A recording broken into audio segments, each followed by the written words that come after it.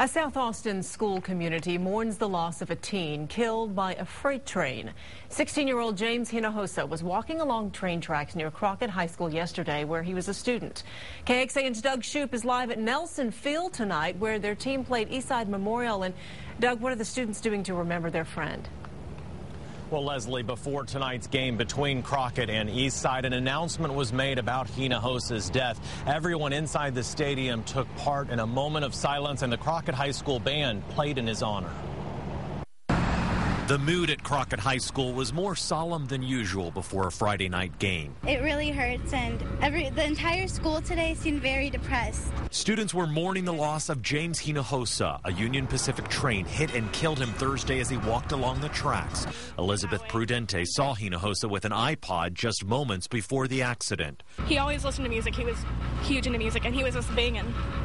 And the train came. Hinojosa's father would only speak with us by phone. John Hinojosa said his son was and would have been an amazing man who liked to have a good time, but always got good grades at school. Although the grief-stricken and angry dad understands his son was on the tracks, he doesn't understand why trains are allowed to go so fast through this area. Union Pacific Police parked at the tracks Friday to make sure other students did not gather on the rails where Hinojosa died. Instead, kids wore ribbons and pictures of Hinojosa, met with school counselors, and wrote sympathy letters for his family. He was always there for you. Like, you could talk to him about any of your problems, and he'd always listen and try to help you out the best he could. And like, every he'd see a girl, he'd just be like, "Hello, beautiful."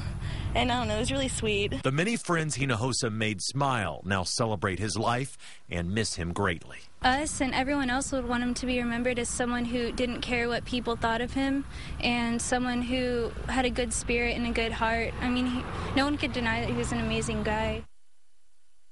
James's friends are planning a gathering next Friday so they can share stories about him. Their goal is to remember all of the great things that he did for so many of them. They also hope to get a memorial built at Crockett High School. Reporting live in Northeast Austin tonight, Doug Shoup, KXAN Austin News. Doug, thanks.